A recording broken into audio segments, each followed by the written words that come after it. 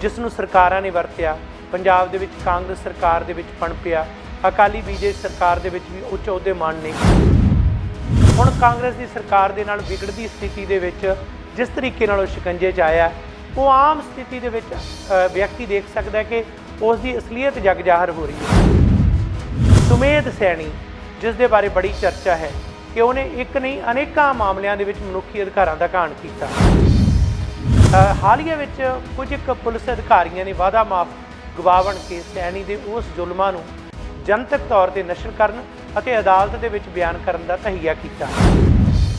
ਇਹੋ ਜਿਹੇ ਮਾਮਲੇ ਜਿਹੜੇ ਸਾਰੇ ਨੇ ਉਹਨਾਂ ਦਾ ਵਿਸ਼ਲੇਸ਼ਣ ਕਰਨਾ ਜ਼ਰੂਰੀ ਹੈ, ਕਿਉਂਕਿ ਅਜਿਹੇ ਮਾਮਲਿਆਂ ਦੇ ਵਿੱਚ ਸਰਕਾਰ ਖੁਦ ਜ਼ਾਲਮ ਧਿਰਾਂ ਦਾ ਸਾਥ ਵੀ ਦਿੰਦੀ ਰਹੀ ਹੈ ਤੇ ਜ਼ੁਲਮ ਕਰਾਉਣ ਦੇ ਲਈ ਭਾਗੀਦਾਰੀ ਵੀ ਰਹੀ ਹੈ।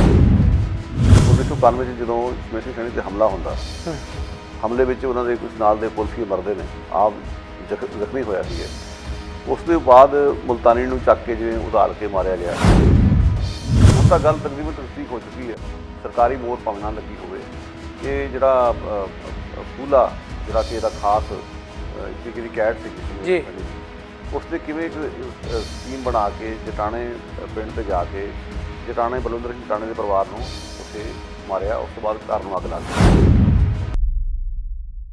ਸਮੂਹ ਦਰਸ਼ਕਾਂ ਦਾ ਆਵਾਜ਼ੇ ਪੰਜਾਬ ਪ੍ਰੋਗਰਾਮ 'ਚ ਚੈਨਲ ਪੰਜਾਬੀ ਗਲੋਬਲ ਪੰਜਾਬ 'ਤੇ ਸਵਾਗਤ ਹੈ। ਜਦੋਂ ਵੀ ਅਸੀਂ ਮਨੁੱਖੀ ਅਧਿਕਾਰਾਂ ਦੀ ਗੱਲ ਕਰਦੇ ਹਾਂ ਜਾਂ ਜਿਸ ਤਰ੍ਹਾਂ ਜ਼ਾਲਮ ਪੁਲਿਸ ਅਫਸਰਾਂ ਦੀ ਗੱਲ ਕਰਦੇ ਹਾਂ, ਤਾਂ ਸਾਨੂੰ ਪਤਾ ਲੱਗਦਾ ਹੈ ਕਿ ਅਖੀਰ ਨੂੰ ਪਾਪ ਧਨ ਪੀਤਰ ਕੰਪ ਹੈ। ਅਖੀਰ 'ਚ ਉਹਨਾਂ ਦੇ ਜਿਹੜੇ ਪਾਪ ਜ਼ੁਲਮ ਜਬਰ ਨੇ ਉਹੀ ਉਹਨਾਂ ਦੇ ਖਿਲਾਫ ਗਵਾਹ ਬਣ ਜਾਂਦੇ ਨੇ। ਕਿਸੇ ਸਮੇਂ ਜਦੋਂ ਔਰੰਗਜ਼ੇਬ ਦੀ ਦਾਸਤਾਨ ਸਾਹਮਣੇ ਆਉਂਦੀ ਹੈ ਤਾਂ ਦਸ਼ਮੇਸ਼ ਪਿਤਾ ਗੁਰੂ ਗੋਬਿੰਦ ਸਿੰਘ ਜੀ ਦੇ ਜ਼ਫਰਨਾਮੇ 'ਚ ਲਿਖੇ ਸ਼ਬਦਾਂ ਨੂੰ ਜਦੋਂ ਅਕਸਰ ਕਿਹਾ ਜਾਂਦਾ ਹੈ ਕਿ ਉਹ ਇਹ ਗੱਲ ਕਹਿੰਦੇ ਨੇ ਕਿ ਇੱਕ ਦਿਨ ਕਿਆਮਤ ਦੇ ਦਿਨ ਤੇਰੇ ਹੀ ਪਾਪ ਤੇ ਗੁਨਾਹ ਤੇਰੇ ਖਿਲਾਫ ਤੇਰੇ ਗਵਾਹ ਬਣਨਗੇ ਤੇ ਤੂੰ ਜੋ ਜ਼ੁਲਮ ਕੀਤਾ ਇਸ ਦੇ ਲਈ ਕਿਵੇਂ ਜ਼ਿੰਮੇਵਾਰ ਹੈ। ਦਰਅਸਲ ਇਹ ਜੇ ਗੱਲ ਨੂੰ ਅੱਗੇ ਤੋਰੀਏ ਤਾਂ ਅੱਜ ਜਦੋਂ ਅਸੀਂ ਵੱਖ-ਵੱਖ ਪੱਧਰ 'ਤੇ, ਚਾਹੇ ਉਹ ਦੇਸ਼ ਦੇਸ਼ਾਂਤਰ ਦੇ ਵਿੱਚ ਹੈ, ਜਿੱਥੇ ਵੀ ਜ਼ੁਲਮ ਢਾਉਣ ਵਾਲੇ ਲੋਕ ਨੇ, ਅਖੀਰ 'ਚ ਉਹਨਾਂ ਦੇ ਜ਼ੁਲਮ ਹੀ ਸਭ ਤੋਂ ਵੱਡਾ ਸਬੂਤ ਨੇ। ਇਹਨਾਂ ਦਿਨਾਂ ਦੇ ਵਿੱਚ ਇੱਕ ਬਹੁਤ ਚਰਚਿਤ ਪੁਲਿਸ ਆਫਿਸਰ ਜਿਹੜਾ ਪੰਜਾਬ ਪੁਲਿਸ ਦਾ ਮੁੱਖ ਵੀ ਰਿਹਾ, ਸੁਮੇਧ ਸੈਣੀ, ਜਿਸ ਦੇ ਬਾਰੇ ਬੜੀ ਚਰਚਾ ਹੈ ਕਿ ਉਹਨੇ ਇੱਕ ਨਹੀਂ ਅਨੇਕਾਂ ਮਾਮਲਿਆਂ ਦੇ ਵਿੱਚ ਮਨੁੱਖੀ ਅਧਿਕਾਰਾਂ ਦਾ ਘਾਣ ਕੀਤਾ, ਜਿਸ ਨੂੰ ਸਰਕਾਰਾਂ ਨੇ ਵਰਤਿਆ। ਪੰਜਾਬ ਦੇ ਵਿੱਚ ਕਾਂਗਰਸ ਸਰਕਾਰ ਦੇ ਵਿੱਚ ਪਣਪਿਆ, ਅਕਾਲੀ ਬੀਜੇਪੀ ਸਰਕਾਰ ਦੇ ਵਿੱਚ ਵੀ ਉੱਚ ਅਹੁਦੇ ਮਾਣ ਨੇ। ਹੁਣ ਕਾਂਗਰਸ ਦੀ ਸਰਕਾਰ ਦੇ ਨਾਲ ਵਿਗੜਦੀ ਸਥਿਤੀ ਦੇ ਵਿੱਚ ਜਿਸ ਤਰੀਕੇ ਨਾਲ ਉਹ ਸ਼ਿਕੰਜੇ 'ਚ ਆਇਆ, ਉਹ ਆਮ ਸਥਿਤੀ ਦੇ ਵਿੱਚ ਵਿਅਕਤੀ ਦੇਖ ਸਕਦਾ ਕਿ ਉਸ ਦੀ ਅਸਲੀਅਤ ਜਗ ਜ਼ਾਹਰ ਹੋ ਰਹੀ ਹੈ। ਹਾਲੀਆ ਵਿੱਚ ਕੁਝ ਇੱਕ ਪੁਲਿਸ ਅਧਿਕਾਰੀਆਂ ਨੇ ਵਾਅਦਾ ਮਾਫ ਗਵਾਹ ਬਣ ਕੇ ਸੈਣੀ ਦੇ ਉਸ ਜ਼ੁਲਮਾਂ ਨੂੰ ਜਨਤਕ ਤੌਰ ਤੇ ਨਸ਼ਰ ਕਰਨ ਅਤੇ ਅਦਾਲਤ ਦੇ ਵਿੱਚ ਬਿਆਨ ਕਰਨ ਦਾ ਤਹਈਆ ਕੀਤਾ। ਇਹੋ ਜਿਹੇ ਮਾਮਲੇ ਜਿਹੜੇ ਸਾਰੇ ਨੇ ਉਹਨਾਂ ਦਾ ਵਿਸ਼ਲੇਸ਼ਣ ਕਰਨਾ ਜ਼ਰੂਰੀ ਹੈ, ਕਿਉਂਕਿ ਅਜਿਹੇ ਮਾਮਲਿਆਂ ਦੇ ਵਿੱਚ ਸਰਕਾਰ ਖੁਦ ਜ਼ਾਲਮ ਧਿਰਾਂ ਦਾ ਸਾਥ ਵੀ ਦਿੰਦੀ ਰਹੀ ਹੈ ਤੇ ਜ਼ੁਲਮ ਕਰਾਉਣ ਦੇ ਲਈ ਭਾਗੀਦਾਰੀ ਵੀ ਰਹੀ ਹੈ। ਇੱਕ ਨਹੀਂ ਅਨੇਕਾਂ ਹੀ ਐਸੀਆਂ ਘਟਨਾਵਾਂ ਨੇ, ਪਰ ਇਹੋ ਜਿਹੇ ਪੁਲਿਸ ਅਫਸਰ ਅਖੀਰ ਨੂੰ ਕਿਸ ਤਰੀਕੇ ਨਾਲ ਉਹਨਾਂ ਦੀ ਜਿਹੜੀ ਅੰਤ ਅਤੇ ਨਸ਼ਰ ਜੋ ਹਸ਼ਰ ਹੋਇਆ ਉਸ ਨੂੰ ਵੀ ਬਿਆਨ ਕਰਨਾ ਬੜਾ ਜ਼ਰੂਰੀ ਹੈ। ਸੋ ਇਸ ਗੱਲਬਾਤ ਦੇ ਵਿੱਚ ਸਾਡੇ ਨਾਲ ਨੇ ਗੁਰਪ੍ਰੀਤ ਸਿੰਘ, ਉਹ ਕਿ ਜਰਨਲਿਸਟ ਸਾਡੇ ਨਾਲ ਸ਼ਾਮਲ ਨੇ ਅੱਜ ਦੀ ਇਸ ਗੱਲਬਾਤ ਦੇ ਵਿੱਚ। ਜੀ ਆਇਆਂ ਨੂੰ ਗੁਰਪ੍ਰੀਤ ਸਿੰਘ ਜੀ, ਸਵਾਗਤ ਹੈ ਤੁਹਾਡਾ। ਬਹੁਤ ਸ਼ੁਕਰੀਆ ਗੁਰਵਿੰਦਰ ਸਿੰਘ ਜੀ, ਮਿਹਰਬਾਨੀ। ਜੋ ਅੱਜ ਦੀ ਤਾਰੀਖ ਦੇ ਵਿੱਚ ਸੁਮੇਧ ਸੈਣੀ ਦਾ ਮਾਮਲਾ ਸਾਹਮਣੇ ਆਇਆ, ਵੈਸੇ ਤਾਂ ਉਹਦੀਆਂ ਬਹੁਤ ਚਰਚਾਵਾਂ ਨੇ, ਇੱਕ ਨਹੀਂ ਅਨੇਕਾਂ ਨੇ। ਜਦੋਂ ਅਸੀਂ ਪ੍ਰੋਫੈਸਰ ਦਵਿੰਦਰਪਾਲ ਸਿੰਘ ਭੁੱਲਰ ਦੀ ਗੱਲ ਕਰਦੇ ਹਾਂ ਤਾਂ ਉਸ ਮਾਮਲੇ ਦੇ ਵਿੱਚ ਉਹ ਤਸਦੀਕ ਹੁੰਦਾ ਹੈ ਕਿ ਕਿਸ ਤਰੀਕੇ ਨਾਲ ਉਹਨਾਂ ਦੇ ਪਰਿਵਾਰ 'ਤੇ ਤਸ਼ੱਦਦ ਕੀਤਾ, ਉਹਨਾਂ ਦੇ ਮਾਸਟਰ ਜੀ ਜਾਂ ਉਹਨਾਂ ਦੇ ਪਿਤਾ ਜਾਂ ਪਰਿਵਾਰ ਦੇ ਬਾਕੀ ਮੈਂਬਰਾਂ 'ਤੇ ਸੁਮੇਧ ਸੈਣੀ ਦਾ ਵਾਰ-ਵਾਰ ਨਾਂ ਆਉਂਦਾ ਹੈ। ਮੁਲਤਾਨੀ ਦੀ ਗੱਲ ਜਿਹੜੀ ਪਿਛਲੇ ਸਮੇਂ ਕਾਫੀ ਨਸ਼ਰ ਹੋਈ ਕਿ ਕਿਸ ਤਰੀਕੇ ਨਾਲ ਸੁਮੇਧ ਸੈਣੀ ਦਾ ਜਿਹੜਾ ਉਹ ਸਾਰੀ ਕਾਰਗੁਜ਼ਾਰੀ ਜਾਂ ਕਾਰਸਤਾਨੀ ਸੀ, ਕਿਵੇਂ ਅੱਗੇ ਪੁਲਿਸ ਅਧਿਕਾਰੀਆਂ ਨੇ ਤਸ਼ੱਦਦ ਕੀਤਾ। ਇੱਕ ਸਮਾਂ ਇਹ ਵੀ ਆਇਆ ਕਿ ਇੱਕ ਔਰਤ ਵਕੀਲ ਨੇ ਵੀ ਅੱਜ ਹੁੱਬ ਕੇ ਇਹ ਗੱਲ ਕਹੀ ਕਿ ਜਿਸ ਤਰੀਕੇ ਨਾਲ ਉਸ ਨੌਜਵਾਨ ਦੀ ਬੇਰਹਿਮੀ ਦੇ ਨਾਲ ਹੱਤਿਆ ਹੋਈ, ਉਸ ਨੂੰ ਬਿਆਨ ਕਰਨਾ ਕਠਿਨ ਹੈ। ਉਸ ਦੇ ਸਰੀਰ ਦੇ ਵਿੱਚ ਗੁਪਤ ਅੰਗਾਂ ਦੇ ਵਿੱਚ ਜਿਸ ਤਰ੍ਹਾਂ ਡੰਡੇ ਧੱਕ ਕੇ ਉਸ ਦੀ ਜਾਨ ਲਈ ਗਈ, ਅਣਮਨੁੱਖੀ ਤਸ਼ੱਦਦ ਇਸ ਕਿਸਮ ਦਾ ਕੀਤਾ ਗਿਆ। ਇਹ ਇੱਕ ਮਿਸਾਲ ਹੈ, ਇਹੋ ਜਿਹੀਆਂ ਸੈਂਕੜੇ ਮਿਸਾਲਾਂ ਪੰਜਾਬ ਦੀ ਧਰਤੀ 'ਤੇ ਮਿਲਦੀਆਂ ਨੇ 90ਵਿਆਂ ਦੇ ਦਹਾਕੇ ਦੇ ਵਿੱਚ। ਅਤੇ ਸੁਮੇਧ ਸੈਣੀ ਜਿਸ ਨੇ ਇੱਕ ਨਹੀਂ ਐਸੇ ਕਈ ਗੁਨਾਹ ਕੀਤੇ ਜਿਨ੍ਹਾਂ ਨੂੰ ਲੈ ਕੇ ਚਰਚਾ ਬੜੀ ਹੁੰਦੀ ਹੈ, ਪਰ ਸਰਕਾਰਾਂ ਦੀ ਉਸ 'ਤੇ ਸਰਪ੍ਰਸਤੀ ਰਹੀ ਹੈ, ਸਰਕਾਰ ਉਸ ਨੂੰ ਬਚਾਉਂਦੀ ਰਹੀ ਹੈ, ਪੁਸ਼ਟ ਪਨਾਹੀ ਕਰਦੀ ਰਹੀ ਹੈ, ਲੇਕਿਨ ਅਖੀਰ ਨੂੰ ਉਹ ਕਿਸ ਤਰ੍ਹਾਂ ਸ਼ਿਕੰਜੇ 'ਚ ਆ ਰਿਹਾ ਹੈ ਉਹਦੇ ਬਾਰੇ ਜਾਣਕਾਰੀ ਦਿਓ। ਗੁਰਦਰ ਸਿੰਘ ਜੀ, ਗੱਲ ਇਸ ਤਰ੍ਹਾਂ ਕਿ ਜਿਹੜਾ ਸੁਮੇਧ ਸਿੰਘ ਸੈਣੀ ਦਾ ਮਸਲਾ ਕਾਫੀ ਧਿਆਨ ਮੰਗਦਾ। ਤੁਸੀਂ ਜਿਵੇਂ ਦੋ ਮਿਸਾਲਾਂ ਦਿੱਤੀਆਂ, ਇੱਕ ਮਿਸਾਲ ਹੋਰ ਵੀ ਹੈ, ਇੱਕ ਹੋਰ ਕੇਸ ਵੀ ਜਿਹੜਾ ਜੁੜਦਾ, ਉਹ ਹੈ ਜਟਾਣਾ ਪਰਿਵਾਰ। ਜੀ। ਜਟਾਣਾ ਪਰਿਵਾਰ ਦੇ ਮੈਂਬਰ ਜਿਵੇਂ ਮਾਰੇ ਗਏ 1991 'ਚ ਜਦੋਂ ਸਮੇਤ ਸਿੰਘ ਸੈਣੀ 'ਤੇ ਹਮਲਾ ਹੁੰਦਾ, ਹਮਲੇ ਵਿੱਚ ਉਹਨਾਂ ਦੇ ਕੁਛ ਨਾਲ ਦੇ ਪੁਲਿਸੀਏ ਮਰਦੇ ਨੇ, ਆਪ ਜ਼ਖਮੀ ਹੋਇਆ ਸੀਗੇ। ਉਸ ਦੇ ਬਾਅਦ ਮੁਲਤਾਨੀ ਨੂੰ ਚੱਕ ਕੇ ਜਿਵੇਂ ਉਧਾਲ ਕੇ ਮਾਰਿਆ ਗਿਆ, ਉਹ ਤਾਂ ਕਿਸੇ ਨਾਲ ਜੁੜਿਆ ਹੋਇਆ। ਵਿੱਚ ਵਿਚਾਲੇ ਜਿਹੜਾ ਜਟਾਣਾ ਦੇ ਪਰਿਵਾਰ ਨਾਲ ਹੋਇਆ, ਉਹ ਵੀ ਕੋਈ ਛੋਟੀ ਮੋਟੀ ਗੱਲ ਨਹੀਂ ਸੀ। ਹੁਣ ਤਾਂ ਗੱਲ ਤਕਰੀਬਨ ਤਸਦੀਕ ਹੋ ਚੁੱਕੀ ਹੈ, ਸਰਕਾਰੀ ਮੋਹਰ ਭਾਵੇਂ ਨਾ ਲੱਗੀ ਹੋਵੇ, ਕਿ ਜਿਹੜਾ ਪੂਲਾ ਜਿਹੜਾ ਕਿ ਇਹਦਾ ਖਾਸ ਇੱਕ ਤਰੀਕੇ ਦੀ ਕੈਡ ਸੀਗੀ ਸੁਮੇਧ ਸਿੰਘ ਸੈਣੀ ਦੀ, ਉਸਨੇ ਕਿਵੇਂ ਇੱਕ ਸਕੀਮ ਬਣਾ ਕੇ ਜਟਾਣੇ ਪਿੰਡ 'ਤੇ ਜਾ ਕੇ ਜਟਾਣੇ ਬਲਵਿੰਦਰ ਸਿੰਘ ਜਟਾਣੇ ਦੇ ਪਰਿਵਾਰ ਨੂੰ ਉੱਥੇ ਮਾਰਿਆ। ਉਸ ਤੋਂ ਬਾਅਦ ਘਰ ਨੂੰ ਅੱਗ ਲਾ ਦਿੱਤੀ ਜੀ। ਚੰਡੀਗੜ੍ਹ ਪੁਲਿਸ ਦੀ ਗੱਡੀਆਂ ਉਸ ਵਿੱਚ ਇਸਤੇਮਾਲ ਹੋਈਆਂ। ਇਹ ਗੱਲ ਉਹ ਚਸ਼ਮੇ ਦੀ ਗਵਾਹਾਂ ਦੱਸੀਆਂ ਕਿ ਜਿਹੜੀਆਂ ਗੱਡੀਆਂ ਚੜ੍ਹ ਕੇ ਆਏ ਸੀਗੇ ਉਹ ਚੰਡੀਗੜ੍ਹ ਪੁਲਿਸ ਦੇ ਸੀਗੀਆਂ। ਕੋਈ ਛੋਟੀ ਮੋਟੀ ਗੱਲ ਨਹੀਂ ਸੀ। ਉਹਨੂੰ ਲੈ ਕੇ ਰੋਪੜ ਦੀ ਪੁਲਿਸ ਦੇ ਵਿਚਾਲੇ, ਚੰਡੀਗੜ੍ਹ ਪੁਲਿਸ ਦੇ ਵਿਚਾਲੇ ਕਿੰਨੇ ਦਿਨ ਤਕਰਾਰ ਵੀ ਚੱਲਦਾ ਰਿਹਾ ਜੀ, ਕਿਉਂਕਿ ਸਾਡੀ ਜੂਰਿਸਡਿਕਸ਼ਨ 'ਚ ਤੁਸੀਂ ਕਿਵੇਂ ਆ ਗਏ, ਇਸ ਕਿਸਮ ਦੇ ਸਵਾਲ ਉੱਠਣੇ ਸ਼ੁਰੂ ਹੋਏ। ਸੋ ਇਹ ਮਤਲਬ ਕਹਿਣ ਦਾ ਕਿ ਇਕੱਲੇ ਜਟਾਣੇ ਦੀ ਵੀ ਮਤਲਬ ਮੁਲਤਾਨੇ ਦੀ ਵੀ ਗੱਲ ਨਹੀਂ, ਇਕੱਲੀ ਦਵਿੰਦਰਪਾਲ ਭੁੱਲਰ ਸਿੰਘ ਦੀ ਗੱਲ ਨਹੀਂ, ਹੋਰ ਬਹੁਤ ਸਾਰੇ ਪਰਿਵਾਰ ਨੇ ਜਿਨ੍ਹਾਂ ਨੇ ਸੰਤਾਪ ਹੰਢਾਇਆ ਜੀ। ਹੁਣ ਸੁਮੇਧ ਸਿੰਘ ਸੈਣੀ ਵਾਲੇ ਕੇਸ 'ਚ ਇੱਦਾਂ ਹੋਇਆ ਕਿ 1991 'ਚ ਜਿਹੜਾ ਇਹ ਟੌਰਚਰ ਕਰਕੇ ਮੁਲਤਾਨੀ ਨੂੰ ਮਾਰਿਆ ਗਿਆ, ਉਸ ਤੋਂ ਬਾਅਦ ਪਿੱਛੇ ਕੁਛ ਆਪਾਂ ਪਹਿਲਾਂ ਵੀ ਇੱਕ ਵਾਰੀ ਇਸੇ ਮੰਚ 'ਤੇ ਗੱਲ ਕੀਤੀ ਸੀ ਕਿ ਉਹਨਾਂ ਦੇ ਭਰਾ ਵੱਲੋਂ ਸ਼ਿਕਾਇਤ ਤੋਂ ਬਾਅਦ ਇੱਕ ਦੁਬਾਰਾ ਪਰਚਾ ਹੋਇਆ। ਆਪਣੇ ਵੱਲੋਂ ਉਹਨਾਂ ਨੇ ਜਾ ਕੇ ਬੇਲ ਤਾਂ ਲੈ ਲਈ, ਆਪਣੀ ਖਲਾਸੀ ਕਰਾਉਣ ਦੀ ਕੋਸ਼ਿਸ਼ ਕੀਤੀ। ਹੁਣ ਲੇਟੈਸਟ ਗੱਲ ਜਿਹੜੀ ਹੋਈ ਹੈ, ਜਿਸ ਤੋਂ ਲੱਗਦਾ ਖਲਾਸੀ ਹੁਣ ਸੁਮੇਧ ਸਿੰਘ ਸੈਣੀ ਦੀ ਅਸੰਭਵ ਜਾਪਦੀ ਹੈ ਜੀ, ਕਿ ਦੋ ਪੁਲਿਸ ਵਾਲੇ ਮੂਹਰੇ ਆਏ ਨੇ ਜਿਨ੍ਹਾਂ ਨੇ ਆ ਕੇ ਕੋਰਟ ਵਿੱਚ ਅਰਜ਼ੀ ਦਿੱਤੀ ਹੈ ਕਿ ਅਸੀਂ ਗਵਾਹ ਹਾਂ ਉਸ ਗੱਲ ਦੇ, ਜੋ ਕੁਛ ਅਸੀਂ ਹੋਇਆ ਅਸੀਂ ਵੇਖਿਆ, ਕਿਵੇਂ ਸੈਣੀ ਨਾਲ ਅਸੀਂ ਸਾਰੇ ਇਨਵੋਲਵ ਸੀਗੇ। ਸੋ ਸਾਨੂੰ ਮਤਲਬ ਕਿ ਮਾਫੀ ਦਿੱਤੀ ਜਾਵੇ, ਅਸੀਂ ਖਲਾਸੀ ਚਾਹੁੰਦੇ ਹਾਂ, ਅਸੀਂ ਵਾਅਦਾ ਮਾਫ ਗਵਾਹ ਬਣਨ ਲਈ ਤਿਆਰ ਹਾਂ। ਇਹ ਬਹੁਤ ਵੱਡੀ ਡਿਵੈਲਪਮੈਂਟ ਹੈ। ਇਸ ਦਾ ਮਤਲਬ ਸਿੱਧੇ ਤੌਰ 'ਤੇ ਕਿ ਸੁਮੇਧ ਸਿੰਘ ਸੈਣੀ ਦੀਆਂ ਮੁਸੀਬਤਾਂ ਜਿਹੜੀਆਂ ਨੇ ਉਹ ਵਧਣ ਵਾਲੀਆਂ ਨੇ। ਹੁਣ ਜਨਾਬ ਦੀ ਖਲਾਸੀ ਕਿਤੇ ਸੌਖੀ ਹੋਣ ਨਹੀਂ ਲੱਗੀ ਜੀ। ਵਿੱਚ ਵਿਚਾਰ ਜਿਹੜੀ ਪੋਲਿਟਿਕਸ ਚੱਲ ਰਹੀ ਹੈ ਗਰਾਊਂਡ ਲੈਵਲ 'ਤੇ, ਉਹ ਆਪਣੀ ਥਾਂ 'ਤੇ ਹੈ। ਕਈ ਲੋਕ ਇਸ ਗੱਲ 'ਤੇ ਬਹੁਤ ਤਰਜੀਹ ਦਿੰਦੇ, ਪਰ ਮੈਂ ਸਮਝਦਾ ਜਿਹੜੇ ਮਨੁੱਖੀ ਹੱਕਾਂ ਦੇ ਐਂਗਲ ਤੋਂ ਗੱਲ ਕਰਨੀ ਹੋਵੇ, ਮਨੁੱਖੀ ਹੱਕਾਂ ਦੇ ਐਂਗਲ ਤੋਂ ਸਿਰਫ ਇਨਸਾਫ ਦੀ ਲੜਾਈ ਦੀ ਗੱਲ ਕਰਨੀ ਹੋਵੇ, ਤਾਂ ਇਹ ਗੱਲਾਂ ਬਾਅਦ 'ਚ ਆਉਂਦੀਆਂ, ਇਹ ਬੇਮਾਨੀਆਂ ਨੇ। ਕਿਉਂਕਿ ਵੈਸੇ ਹੀ ਬੰਦੇ ਇਨਸਾਫ ਦੀ ਉਡੀਕ 'ਚ ਬਿਰਖ ਹੋਏ ਹੋਏ ਆ, ਕਿੰਨੇ ਸਾਲਾਂ ਤੋਂ ਉਡੀਕ ਰਹੇ ਨੇ। ਅੱਜ ਉਹਨਾਂ ਨੂੰ ਕੋਈ ਮਾੜੀ ਮੋਟੀ ਰਾਹਤ ਮਿਲ ਰਹੀ ਤਾਂ ਅਸੀਂ ਉਹਦੇ ਵਿੱਚ ਇਸ ਤਰ੍ਹਾਂ ਦੀ ਗੱਲਾਂ ਕਰੀਏ ਕਿ ਕੌਣ ਫਾਇਦਾ ਲੈ ਰਿਹਾ, ਕੌਣ ਨਹੀਂ ਲੈ ਰਿਹਾ, ਕਿਹੜਾ ਮਸਲਾ, ਕਿਹੜਾ ਕੇਸ ਹੈ ਜਿਸ ਵਿੱਚ ਉਸ ਸਿਆਸਤਦਾਨਾਂ ਨੇ ਫਾਇਦੇ ਨਹੀਂ ਲੈਣੇ। ਬਿਲਕੁਲ। ਸੋ ਉਹ ਗੱਲਾਂ ਬਾਅਦ 'ਚ ਆਉਂਦੀਆਂ। ਪਹਿਲਾਂ ਦੇਖੋ ਕਿ ਜਿਹੜਾ ਬੰਦਾ ਇਨਸਾਫ ਲੈਣ ਲਈ ਆਪਣੀਆਂ ਅੱਡੀਆਂ ਰਗੜਦਾ ਆ ਰਿਹਾ, ਉਹਨੂੰ ਖਲਾਸੀ ਕਦੋਂ ਮਿਲੇਗੀ। ਸੋ ਅੱਜ ਚਾਹੇ ਠੀਕ ਹੈ ਕੈਪਟਨ ਦੀ ਸਰਕਾਰ ਹੈ ਪੰਜਾਬ ਦੇ ਵਿੱਚ, ਹੁਣ ਜੋ ਮਰਜ਼ੀ ਸੁਮੇਧ ਸਿੰਘ ਸੈਣੀ ਕਹੀ ਜਾਵੇ, ਸੁਮੇਧ ਸਿੰਘ ਸੈਣੀ ਦੇ ਕਥਨ ਤੁਹਾਨੂੰ ਯਾਦ ਹੋਣਗੇ ਔਰ ਲੋਕਾਂ ਨੂੰ ਵੀ ਯਾਦ ਕਰਾਉਣੇ ਬਣਦੇ ਆ ਕਿ ਜਦੋਂ ਪਰਚਾ ਹੁਣ ਪਿੱਛੇ ਹੋਇਆ ਤਾਂ ਸੁਮੇਧ ਸਿੰਘ ਸੈਣੀ ਨੇ ਸਿੱਧੇ ਤੌਰ 'ਤੇ ਕਿਹਾ ਕਿ ਮੌਜੂਦਾ ਮੁੱਖ ਮੰਤਰੀ ਕੁਝ ਇਹੋ ਜਿਹੇ ਲੋਕਾਂ ਨਾਲ ਰਲ ਕੇ ਕੰਮ ਕਰ ਰਿਹਾ ਜਿਹੜੇ ਕਿ ਵੱਖਵਾਦੀ ਨੇ। ਯਾਨੀ ਪਹਿਲਾਂ ਹੀ ਜਿਹੜੇ ਲੋਕ ਕਿੰਤੂ ਪਰੰਤੂ ਕਰ ਰਹੇ ਨੇ, ਹਿਊਮਨ ਰਾਈਟਸ ਦੀ ਲੜਾਈ ਲੜ ਰਹੇ ਨੇ, ਤੁਸੀਂ ਉਹਨਾਂ ਦੇ ਖਿਲਾਫ ਇੱਕ ਮਾਹੌਲ ਖੜਾ ਕਰ ਰਹੇ ਹੋ, ਲੋਕਾਂ ਨੂੰ ਦੱਸਣ ਦੀ ਕੋਸ਼ਿਸ਼ ਕਰ ਰਹੇ ਹੋ ਗੁੱਝੇ ਢੰਗ ਨਾਲ ਕਿ ਇਹ ਜਿਹੜੇ ਲੋਕ ਗੱਲ ਕਰ ਰਹੇ ਨੇ ਇਨਸਾਫ ਦੀ, ਇਹ ਵੱਖਵਾਦੀ ਨੇ। ਉਹਨਾਂ ਨੂੰ ਤੁਸੀਂ ਪਹਿਲਾਂ ਹੀ ਡੰਪ ਕਰ ਦਿਓ, ਪਹਿਲਾਂ ਹੀ ਬਦਨਾਮ ਕਰ ਦਿਓ। ਇਨਸਾਫ ਮੰਗਣਾ ਇਸ ਕਿਸਮ ਦਾ, ਉਹਦੇ ਨਾਲ ਕੋਈ ਵੱਖਵਾਦੀ ਨਹੀਂ ਬਣ ਜਾਂਦਾ। ਔਰ ਇਹ ਕਵੈਤ ਸਾਰੇ ਹਿੰਦੁਸਤਾਨ 'ਚ ਆਮ ਹੀ ਚੱਲਦੀ ਹੈ। ਕੁਨਾਨ ਪੁਸ਼ਪਰਾ 'ਚ ਫੌਜ ਨੇ ਔਰਤਾਂ ਨਾਲ ਜਬਰ ਜਨਾਹ ਕੀਤਾ, ਜਿਹੜੇ ਸਵਾਲ ਉਠਾਉਂਦੇ ਨੇ ਉਹ ਕਹਿੰਦੇ ਨੇ ਕਿ ਫੌਜ ਦਾ ਮਨੋਬਲ ਹੇਠਾਂ ਡਿੱਗਿਆ ਜਾ ਰਿਹਾ, ਵੱਖਵਾਦੀ ਤਾਕਤਾਂ ਇਹ ਰੌਲਾ ਪਾ ਰਹੀਆਂ ਨੇ। ਜੇ ਕੋਈ ਮਿਜ਼ੋਰਾਮ 'ਚ ਗੱਲ ਹੁੰਦੀ ਉਦੋਂ ਵੀ ਇਹੀ ਕਿਹਾ ਜਾਂਦਾ।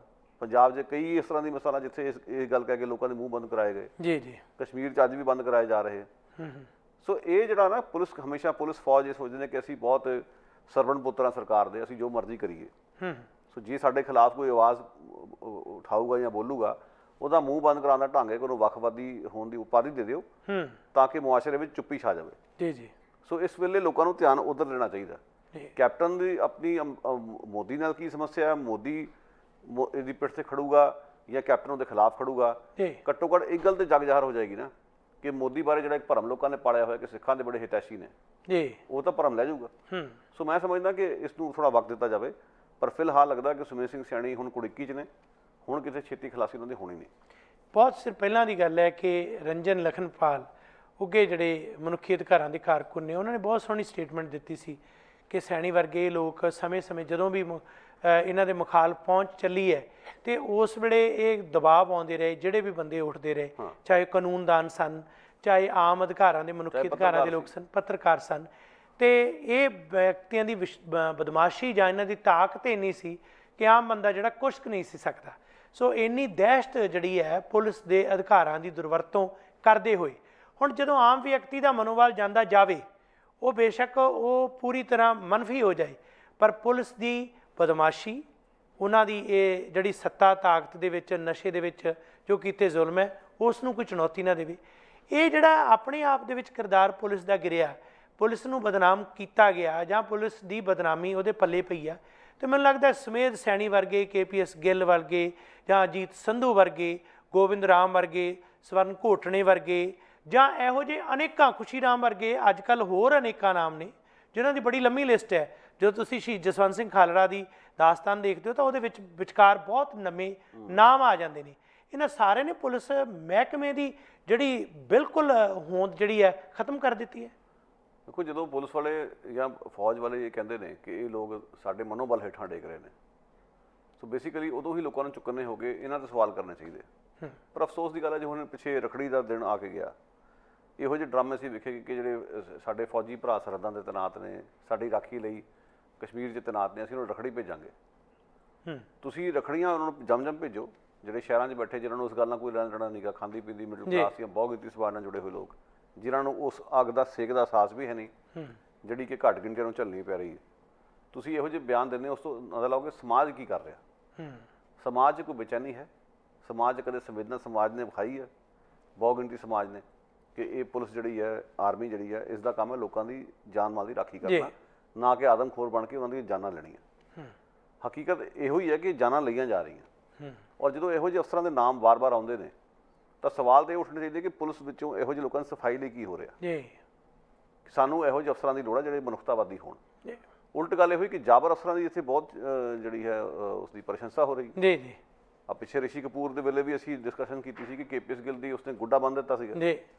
ਸੋ ਇਹ ਜਿਹੜੀਆਂ ਗੱਲਾਂ ਨੇ ਆ ਵਾਲੀਆਂ, ਇਹ ਗੱਲਾਂ ਇਹ ਦੱਸਦੀਆਂ ਕਿ ਸਮਾਜ ਵਿੱਚ ਵੀ ਸਮੱਸਿਆ ਹੈ, ਬਹੁਤ ਗਿਣਤੀਵਾਦੀ ਸਮਾਜ ਵਿੱਚ ਸਮੱਸਿਆ ਹੈ, ਜਿਹਦੇ ਕਰਕੇ ਇੱਕ ਰਵਾਇਤ ਬਣ ਗਈ ਆ ਵਾਲੀ ਕਿ ਜਾਬਰ ਪੁਲਿਸ ਵਾਲੇ ਜਿਹੜੇ ਆ ਉਹ ਤੁਹਾਡੇ ਲਈ ਅਮਨ ਸ਼ਾਂਤੀ ਦਾ ਬਿੰਬ ਬਣੇ ਹੋਏ ਨੇ, ਜਦੋਂ ਕਿ ਹੋਣਾ ਉਲਟ ਚਾਹੀਦਾ ਕਿ ਇਹੋ ਜਿਹੇ ਅਫਸਰਾਂ ਨੂੰ ਸਮਾਜ ਵੱਲੋਂ ਕੋਈ ਢੋਈ ਨਾ ਮਿਲੇ।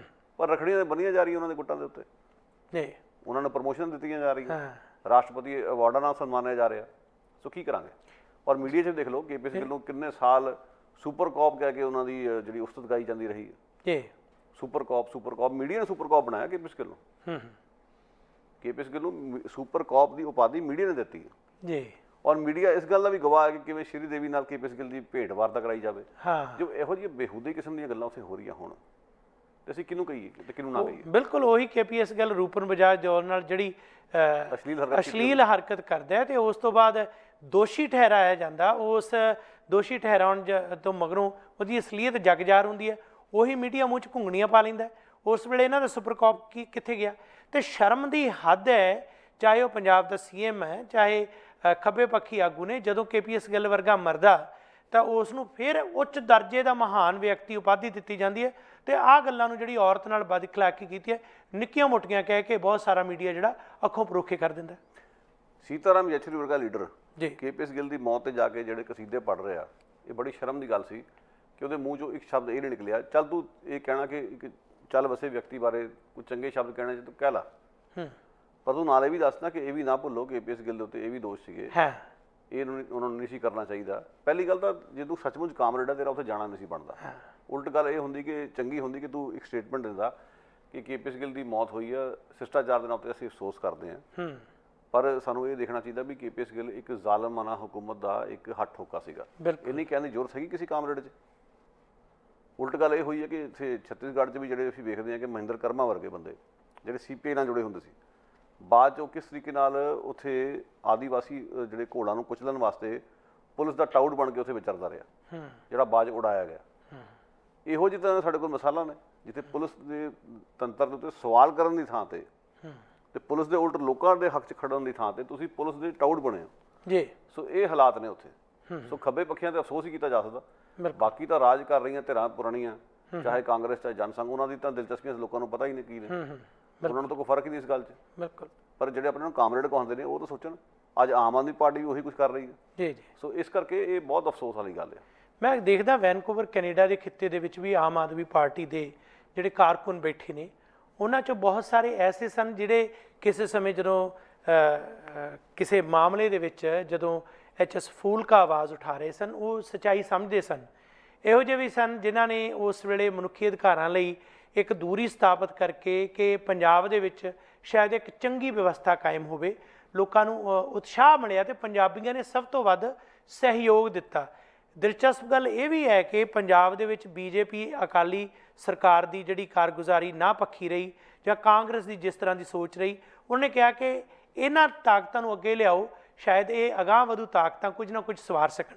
ਪਰ ਉਹੀ ਆਪ ਵਾਲੇ ਜਿਨ੍ਹਾਂ 'ਚੋਂ ਅਜਿਹੇ ਸੁਹਿਰਦ ਵਿਅਕਤੀ ਸਨ ਉਹ ਪਰੇ ਹਟ ਗਏ ਅਤੇ ਅੱਜ ਇਹੋ ਜਿਹੇ ਗੁਮਾਸ਼ਦੇ ਜਿਹੜੇ ਕਿ ਅੱਜ ਜੋ ਭਾਰਤ ਦੇ ਵਿੱਚ ਆਪ ਦੇ ਆਗੂ ਅਰਵਿੰਦ ਕੇਜਰੀਵਾਲ ਉਹ ਕੁਛ ਹੀ ਕਰ ਰਹੇ ਨੇ ਜਿਹੜੇ ਕੋਈ ਅਮਿਤ ਸ਼ਾਹ ਕਰ ਰਿਹਾ, ਜੋ ਰਾਜੀਵ ਗਾਂਧੀ ਦਾ ਪੁੱਤ ਰਾਹੁਲ ਗਾਂਧੀ ਜਾਂ ਕਾਂਗਰਸ ਕਰ ਰਹੀ ਹੈ, ਉਸੇ ਤਰਜ਼ 'ਤੇ ਨੇ।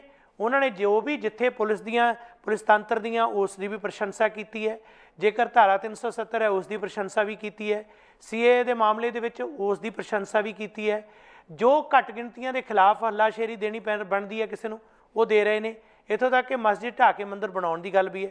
ਪਰ ਵੈਨਕੂਵਰ ਕੈਨੇਡਾ ਦੇ ਵਿੱਚ ਕਈ ਉਹਨਾਂ ਦੇ ਜਿਹੜੇ ਅਜੇ ਵੀ ਉਸ ਸੋਚ ਦੇ ਮਾਲਕ ਜਿਨ੍ਹਾਂ ਦੀ ਮੱਤ ਬੌਧਿਕ ਤੌਰ 'ਤੇ ਦਿਵਾਲੀਆਪਣ ਦੀ ਸ਼ਿਕਾਰ ਹੈ, ਆਪਣੇ ਆਪ ਨੂੰ ਬੜੇ ਵੱਡੇ ਵੱਡੇ ਲੀਡਰ ਕਹਿੰਦੇ ਨੇ, ਉਹਨਾਂ ਦੇ ਮੂੰਹ 'ਚੋਂ ਇੱਕ ਲਫ਼ਜ਼ ਨਹੀਂ ਨਿਕਲਦਾ। ਜੇ ਜਰਨੈਲ ਸਿੰਘ ਵਰਗਾ ਵਿਅਕਤੀ ਉੱਠ ਕੇ ਇੱਕ ਵਾਰ ਇਹੋ ਜਿਹੇ ਮੰਚ ਤੋਂ ਆਵਾਜ਼ ਉਠਾਉਂਦਾ ਕਿ ਤੁਸੀਂ ਜੇ ਆਪ ਵਾਲੇ ਗਲਤ ਕਰ ਰਹੇ ਹੋ ਤਾਂ ਇਹ ਤੁਹਾਡੀ ਤਾਰੀਖ ਜਿਹੜੀ ਹੈ ਇਤਿਹਾਸਕ ਤੌਰ 'ਤੇ ਕਲੰਕ ਕਰੇਗੀ, ਤਾਂ ਉਸ ਨੂੰ ਕਿਸੇ ਨਾ ਕਿਸੇ ਤਰ੍ਹਾਂ ਨਿਸ਼ਾਨੇ 'ਤੇ ਰੱਖਿਆ ਜਾਂਦਾ। ਆਖੀਰ ਨੂੰ ਇੱਕ ਕਮੈਂਟ ਦੇ ਆਧਾਰ 'ਤੇ ਉਹਨੂੰ ਪਾਰਟੀ 'ਚੋਂ ਕੱਢ ਦਿੱਤਾ ਜਾਂਦਾ ਅਤੇ ਫਿਰ ਕਿਹਾ ਜਾਂਦਾ ਕਿ ਉਹਦੇ ਖਿਲਾਫ ਕੇਸ ਦਰਜ ਕਰੋ।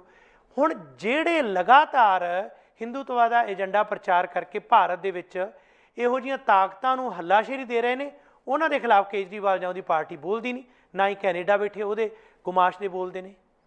ਇਸ ਦੇ ਉੱਤੇ ਅਫਸੋਸ ਹੀ ਕੀਤਾ ਜਾ ਸਕਦਾ ਗੁਰਵਿੰਦਰ ਸਿੰਘ ਜੀ, ਕਿਉਂਕਿ ਆਮ ਆਦਮੀ ਪਾਰਟੀ ਦਾ ਜਦੋਂ ਉਠਾਨ ਹੋਇਆ ਅਤੇ ਪੰਜਾਬੀ ਨੇ ਜਿਵੇਂ ਉਹਨੂੰ ਗਲਵਕੜੀ 'ਚ ਲਿਆ, ਇੱਕ ਉਮੀਦ ਸੀ ਲੋਕਾਂ ਦੇ ਵਿੱਚ ਕਿ ਇਹ ਪਾਰਟੀ ਕੋਈ ਨਵਾਂ ਰਾਹ ਵਿਖਾਏਗੀ, ਬੀਜੇਪੀ ਨਾਲੋਂ ਕਾਂਗਰਸ ਨਾਲੋਂ ਵੱਖਰੀ ਦੀ ਪਹੁੰਚ ਹੋਵੇਗੀ।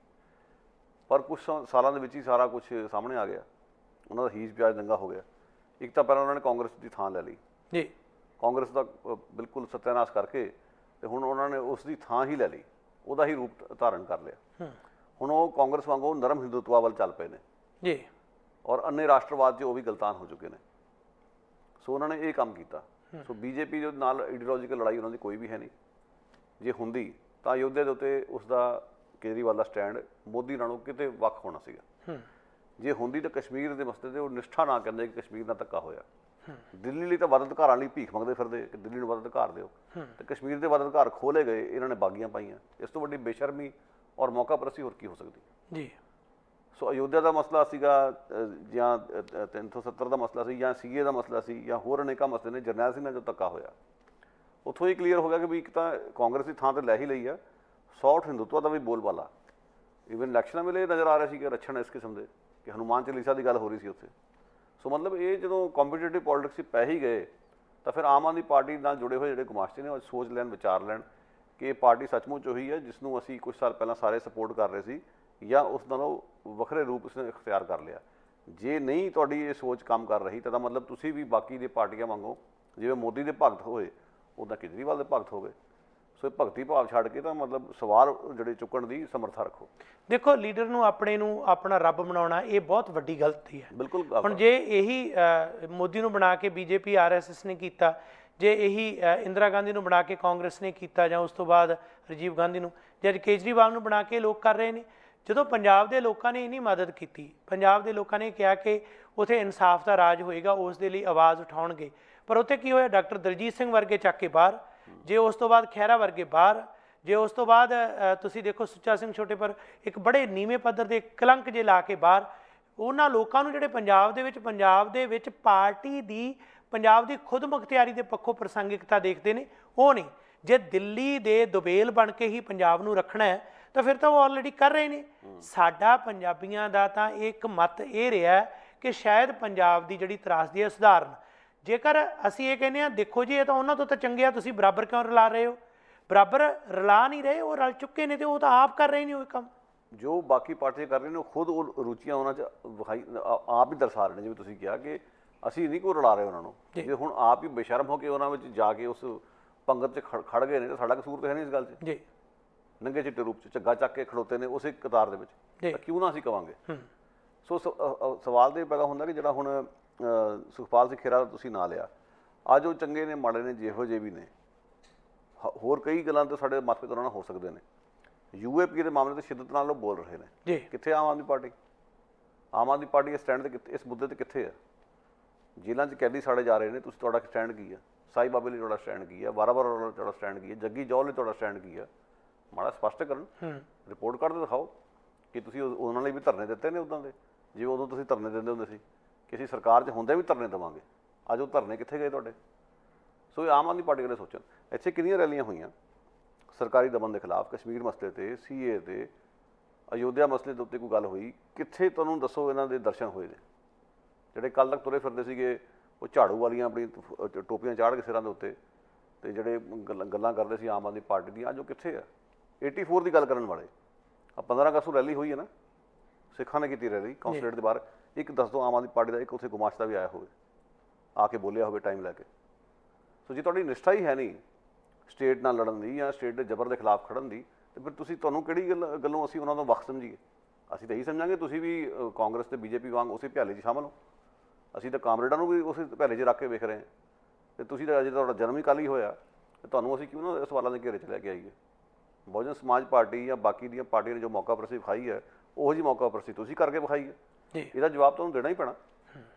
ਜਦੋਂ ਅਸੀਂ ਗੱਲਬਾਤ ਕਰਦੇ ਹਾਂ ਕਿ ਅੱਜ RSS ਦੇ ਏਜੰਡੇ ਦੇ ਖਿਲਾਫ ਨੰਗੇ ਚਿੱਟੇ ਰੂਪ ਦੇ ਵਿੱਚ ਜਾਂ BJP ਦੇ ਉਸ ਬਹੁਗਿਣਤੀਵਾਦ ਦੇ ਏਜੰਡੇ ਦੇ ਖਿਲਾਫ ਖੁੱਲ੍ਹੇ ਰੂਪ ਦੇ ਵਿੱਚ ਅਸੀਂ ਬੋਲ ਰਹੇ ਹਾਂ, ਜਾਂ ਇਸੇ ਤਰ੍ਹਾਂ ਕਾਂਗਰਸ ਨੇ ਜਿੰਨਾ ਸਿੱਖ ਕਤਲੇਆਮ ਤੋਂ ਲੈ ਕੇ ਜੋ ਜ਼ੁਲਮ ਦਾ ਮਾਹੌਲ ਕਾਇਮ ਕੀਤਾ, ਜਿਸ ਨੂੰ ਅੱਗੇ BJP ਨੇ ਅਪਣਾਇਆ, ਉਸ ਦੇ ਖਿਲਾਫ ਬੋਲ ਰਹੇ ਹਾਂ, ਤਾਂ ਇਹ ਆਮ ਆਦਮੀ ਪਾਰਟੀ ਨੂੰ ਸਰਟੀਫਿਕੇਟ ਦੇਣ ਦਾ ਇਹਨਾਂ ਨੇ ਠੇਕਾ ਥੋੜ੍ਹਾ ਲਿਆ। ਜੇ ਗਲਤ ਹੈ ਤਾਂ ਗਲਤ ਹੈ। ਸਵਾਲ ਇਹ ਹੈ ਕਿ ਜਿਹੜੇ ਮਸਲੇ ਜਾਂ ਜਿਹੜੇ ਕੁਐਸਚਨ ਤੁਸੀਂ ਰੱਖੇ ਨੇ, ਇਹਨਾਂ ਦੇ ਕੋਈ ਇਹਨਾਂ ਦਾ ਨੁਮਾਇੰਦਾ ਬੋਲੇ। ਹੁਣ ਗੱਲ ਆਉਂਦੀ ਹੈ ਜ਼ਾਲਮ ਪੁਲਿਸ ਅਧਿਕਾਰੀਆਂ ਦੀ। ਜ਼ਾਲਮ ਪੁਲਿਸ ਅਧਿਕਾਰੀਆਂ ਦੇ ਖਿਲਾਫ ਲੋਕ ਰੈਲੀਆਂ ਕਰਦੇ ਨੇ, ਬੋਲਦੇ ਨੇ, ਇਨਸਾਫ ਦੇ ਲਈ ਲੜਦੇ ਨੇ, ਪਰ ਪੰਜਾਬ ਦੀ ਧਰਤੀ ਤੋਂ ਲੈ ਕੇ ਕੈਨੇਡਾ ਦੀ ਧਰਤੀ ਤੱਕ ਅਸੀਂ ਇਹ ਗੱਲ ਕਰ ਰਹੇ ਹਾਂ, ਸੱਦਾ ਦਿੰਦੇ ਹਾਂ ਅੱਜ ਇਹਨਾਂ ਨੂੰ ਕਿ ਜੇ ਤੁਸੀਂ ਕਾਂਗਰਸ BJP ਜਾਂ ਅਕਾਲੀ ਤੋਂ ਵੱਖਰੇ ਹੋ ਕੇ ਇੱਕ ਨਵਾਂ ਤੁਹਾਡਾ ਬਿੰਬ ਉਸਾਰਨ ਦੀ ਸੋਚ ਹੈ, ਜਾਂ ਪੰਜਾਬ ਨੂੰ ਜਾਂ ਦੇਸ਼ ਨੂੰ ਜ਼ੁਲਮ ਤੋਂ ਮੁਕਤ ਕਰਨ ਦੀ ਗੱਲ ਹੈ, ਤਾਂ ਅੱਜ ਉੱਠੋ, ਅੱਜ ਕਰੋ KPS ਗਿੱਲ ਵਗੈਰਾ ਦੇ ਖਿਲਾਫ, ਪਰ ਬਿਆਨ ਪੜ੍ਹੋ। ਇਹ ਕੇਜਰੀਵਾਲ ਦਾ ਕਿੰਨਾ ਕੁ ਉਸ ਵੇਲੇ KPS ਗਿੱਲ ਦੇ ਵਿਰੁੱਧ ਬਿਆਨ ਆਇਆ ਜਾਂ ਉਹਨਾਂ ਪੁਲਿਸ ਅਫਸਰਾਂ ਦੇ ਵਿਰੁੱਧ ਬਿਆਨ ਆਇਆ। ਬਲਕਿ ਹੈਰਾਨੀ ਇਹ ਹੈ ਕਿ ਦਿੱਲੀ ਦੇ ਵਿੱਚ ਵੀ ਅਸੀਂ ਜਦੋਂ ਸਾਰਾ ਸਿਸਟਮ ਦੇਖਦੇ ਹਾਂ, ਤਾਂ ਜਿਹੜੇ ਪੁਲਿਸ ਅਧਿਕਾਰੀ ਜਿਹੜੇ ਵੱਖ-ਵੱਖ ਜਿਨ੍ਹਾਂ ਦੀ ਸਥਿਤੀ ਸਾਹਮਣੇ ਆਉਂਦੀ ਹੈ, ਉਹਨਾਂ ਨੂੰ ਮੈਡਲ ਵੀ ਦਿੱਤੇ ਗਏ ਨੇ, ਉਹਨਾਂ ਨੂੰ ਸਨਮਾਨਿਤ ਵੀ ਕੀਤਾ ਗਿਆ, ਉਹਨਾਂ ਨੂੰ ਰੁਤਬੇ ਦਿੱਤੇ ਗਏ ਨੇ। ਇਹ ਸਾਰਾ ਕੁਝ ਸਿਲਸਿਲਾ ਚੱਲ ਰਿਹਾ। ਦੇਖੋ, ਆਮ ਆਦਮੀ ਪਾਰਟੀ ਦੇ ਜਿਹੜੇ ਵੀ ਗੁਮਾਸ਼ਤੇ ਵੈਂਕੂਵਰ ਇਲਾਕੇ ਤੁਰੇ ਫਿਰਦੇ ਆ, ਇਹਨਾਂ ਨੂੰ ਮੈਂ ਇੱਕੋ ਹੀ ਸਵਾਲ ਕਰੂੰਗਾ, ਤੁਸੀਂ ਫੂਲਕਾ ਸਾਹਿਬ ਆਏ, ਉਹਨਾਂ ਨੂੰ ਅੱਖਾਂ 'ਤੇ ਚੱਕ ਲਿਆ, ਕਿਹੜੀ ਗੱਲੋਂ ਚੱਕਿਆ ਸੀਗਾ?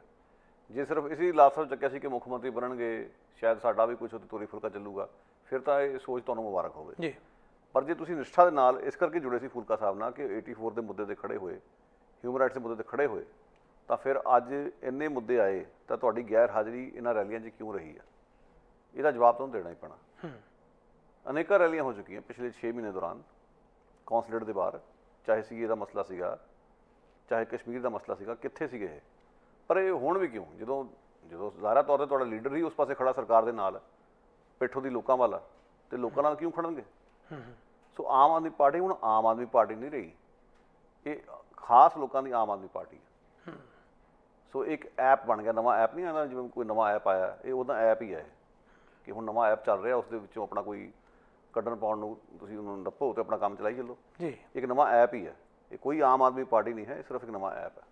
ਜਦੋਂ ਅਸੀਂ ਅੱਜ ਦੇ ਸੰਤਾਪ ਦੀ ਗੱਲ ਕਰਦੇ ਹਾਂ ਗੁਰਪ੍ਰੀਤ ਸਿੰਘ ਜੀ, ਜਦੋਂ ਮੈਂ ਦੇਖਦਾ ਕਿ ਅਸੀਂ ਚਾਹੇ ਉਹ ਸੁਮੇਧ ਸੈਣੀ ਦੀ ਗੱਲ ਹੈ, ਚਾਹੇ ਅਜੀਤ ਸੰਧੂ ਦੀ, ਜਾਂ ਹੋਰ ਜਾਂ ਬਹੁਤ ਪੁਲਿਸ ਅਫਸਰ, ਉਹਨਾਂ ਨੂੰ ਸਨਮਾਨਿਤ ਕੀਤਾ ਗਿਆ। ਕਾਹਦੇ ਵਾਸਤੇ? ਕਿ ਪੰਜਾਬ 'ਚ ਇੰਨੇ ਨੌਜਵਾਨਾਂ ਦਾ ਘਾਣ ਇਹਨਾਂ ਨੇ ਕੀਤਾ। ਕਾਹਦੇ ਵਾਸਤੇ? ਕਿ ਦਿੱਲੀ ਦੇ ਵਿੱਚ ਜਿਹੜਾ ਕਤਲੇਆਮ ਹੋਇਆ, ਦਿੱਲੀ ਦੇ ਕਤਲੇਆਮ ਦੇ ਵਿੱਚ ਇਹਨਾਂ ਦੀ ਭੂਮਿਕਾ ਇਹ ਰਹੀ। ਉਹਨਾਂ ਨੂੰ ਵਿਸ਼ਿਸ਼ਟ ਮੈਡਲ ਦਿੱਤੇ ਗਏ, ਪਰ ਕਿਹੜੇ ਪੋਲੀਟੀਸ਼ੀਅਨ ਨੇ ਇਹ ਕਿਹਾ ਕਿ ਇਹਨਾਂ ਦੇ ਮੈਡਲ ਲਾਓ? ਉਸ ਵੇਲੇ ਚਾਹੇ ਇਹ BJP ਅਕਾਲੀ ਕਾਂਗਰਸੀ ਨੇ ਅਤੇ ਚਾਹੇ ਆਮ ਆਦਮੀ ਪਾਰਟੀ ਹੈ, ਸਾਰਿਆਂ ਦੇ ਇੱਕੋ ਤਰ੍ਹਾਂ ਦੇ ਤੇਵਰ ਨੇ ਕਿ ਇਹਨਾਂ ਦਾ ਮਨੋਬਲ ਡਿੱਗਦਾ ਹੈ। ਅੱਜ ਅਸੀਂ ਖੁੱਲ੍ਹ ਕੇ ਕਹਿ ਰਹੇ ਹਾਂ ਕਿ ਅੱਜ KPS ਗਿੱਲ ਦੇ ਮਾਮਲੇ 'ਚ ਨਹੀਂ ਬੋਲੇ, ਅੱਜ ਸੁਮੇਧ ਸੈਣੀ ਹੈ, ਅੱਜ ਤੁਸੀਂ ਉਸ ਮਾਮਲੇ 'ਚ ਬੋਲੋ ਖੁੱਲ੍ਹ ਕੇ, ਕਹੋ ਜਿਹੜਾ ਉਹਨੇ ਤਸ਼ੱਦਦ ਕੀਤਾ ਉਸ ਦੇ ਖਿਲਾਫ ਉਸ ਦੇ ਜ਼ੁਲਮਾਂ ਦੀ ਸਜ਼ਾ ਮਿਲਣੀ ਚਾਹੀਦੀ ਹੈ। ਪਰ ਹੁਣ ਵੀ ਉਹ ਆਵਾਜ਼ ਕਿੱਥੇ ਹੈ?